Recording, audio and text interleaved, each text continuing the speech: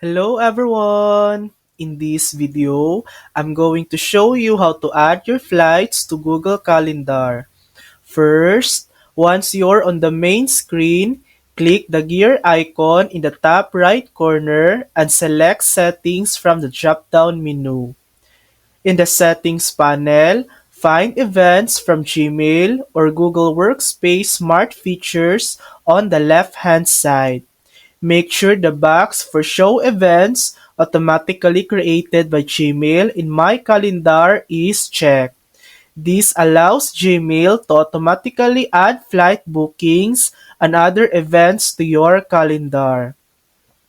If flights still don't appear, go to Gmail, click the gear icon, select See All Settings, then scroll to Smart Features and make sure it's turned on. If your flights aren't in Gmail or you use a different email, you can add them manually.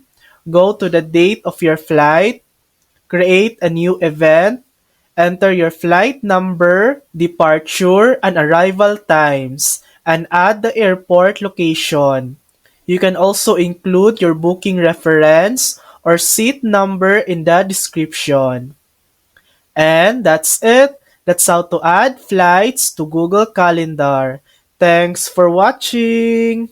If this video helped you, please like and subscribe for more helpful tutorials.